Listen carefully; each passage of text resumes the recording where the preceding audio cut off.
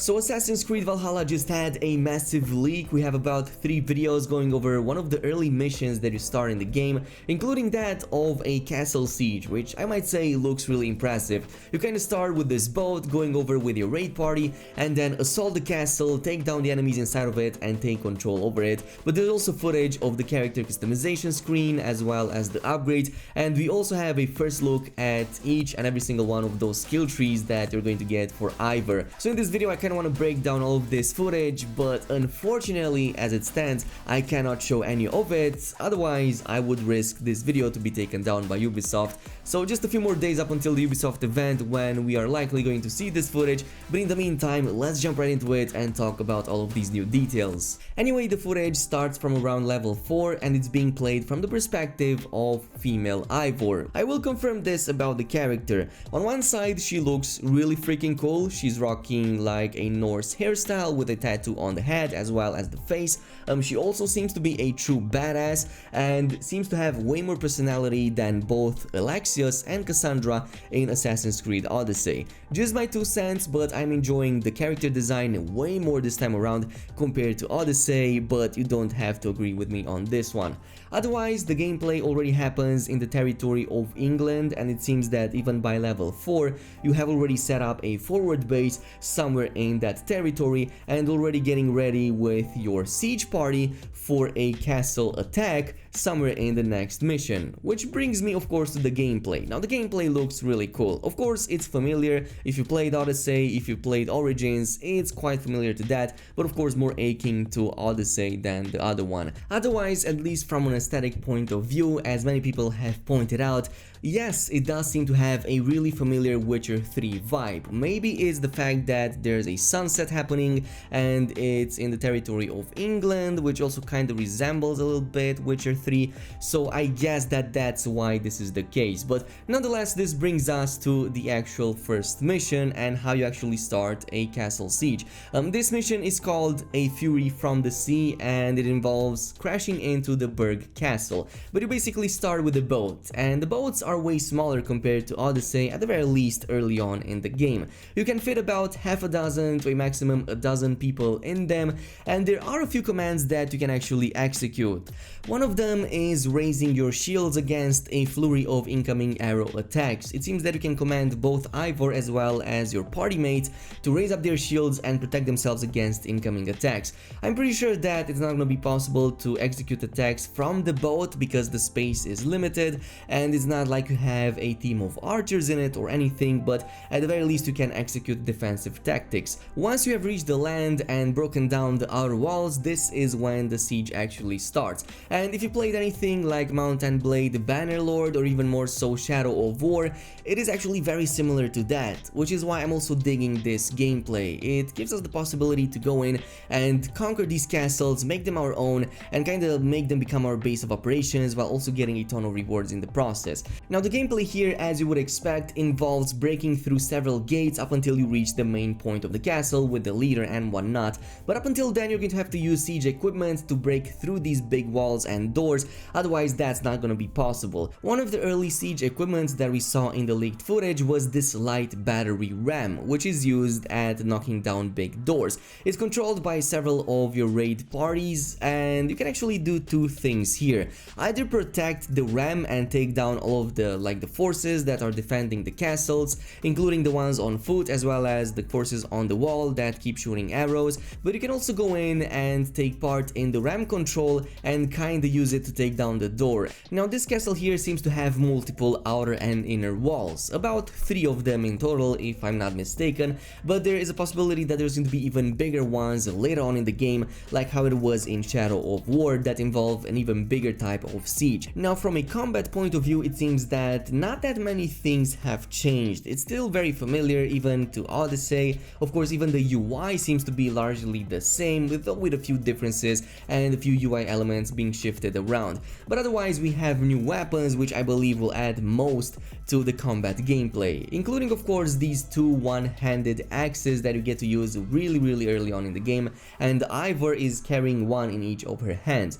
Now the attacks with the axes are really interesting because this is a close range fast type of attack, but it also seems to pack quite a punch. Most of the enemies seem to be easily overwhelmed and they die in about 3 or 4 shots at the maximum, but axes themselves can also be used easily to break down enemy shields, at the very least the ones made out of wood. So in various shots we could see Ivor doing some of these heavy types of attacks against the enemies. Some of them were breaking down the shields, but others were even knocking them back down onto the ground. And this is what brings me to the next mechanic, at the very least, that seems to be different than Odyssey. Once an enemy is knocked onto the ground, you can immediately go ahead and do something called a stomp to immediately knock them out, even if the enemy still has quite a bit of HP left on the bar. Now the final type of attack that Ivor is doing with the axes is this special move that involves using the adrenaline charge, and with this attack Ivor is throwing a lot of axes into enemies from afar, and if the primary target dies in the middle of the attack, then yes, the target is being switched to an additional target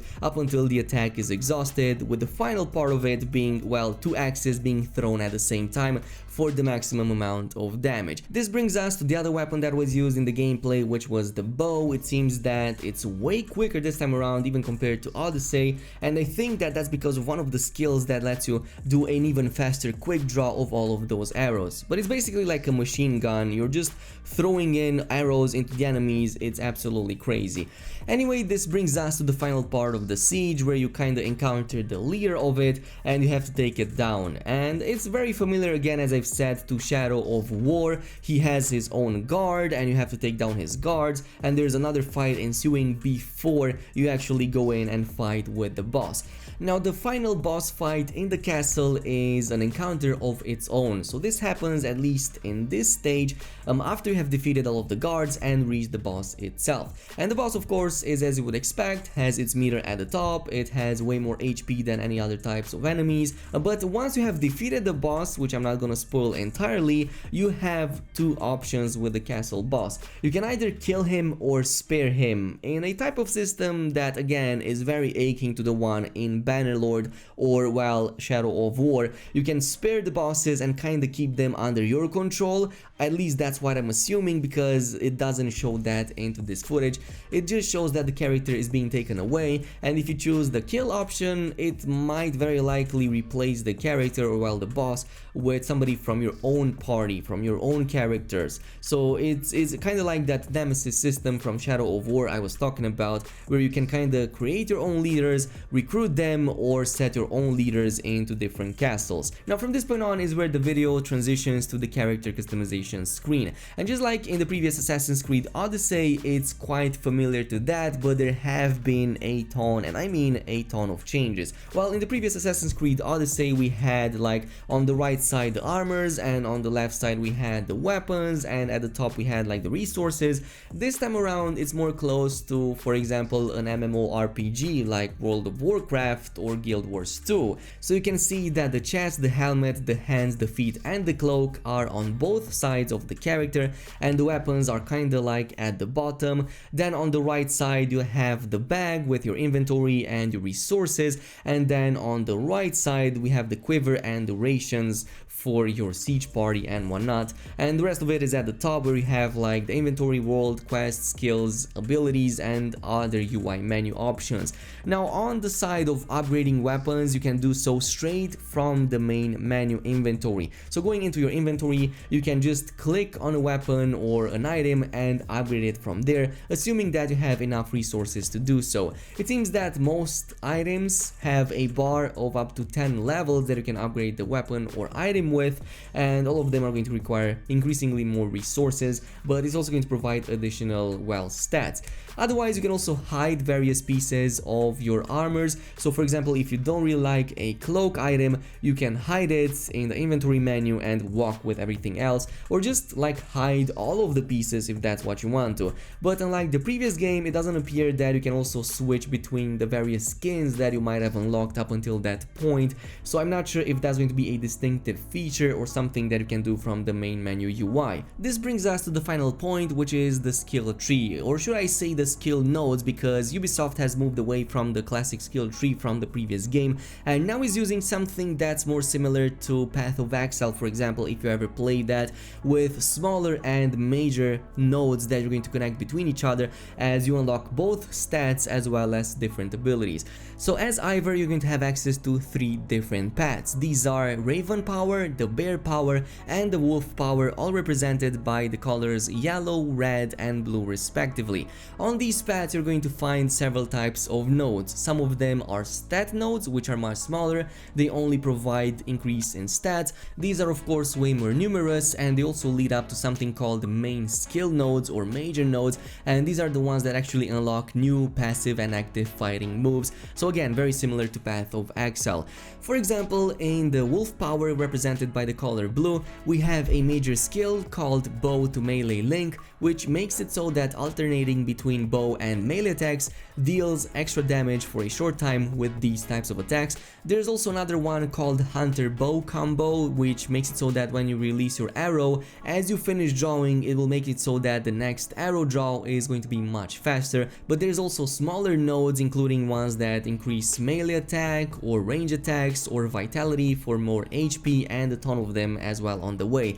And each and every single one of these nodes that you unlock will lead you to a major skill, and many of these skills are actually behind something that's very akin to a fog of war. So as you unlock more and more skills, you are also going to unlock these hidden sections of the same tree or node section that's going to provide you additional access to other types of abilities, skills, and stats. Anyway, a ton of other details are in the gameplay as well. These are just the major ones that I was able to cover, but yeah, as we get closer and closer to 12th of July, there's going to be a ton more information on Assassin's Creed Valhalla. So if you enjoyed this video, don't forget to leave a thumbs up on it, also subscribe and activate that notification bell if you want to stay up to date with everything related to the newest Assassin's Creed game, and I will see you guys in the next one.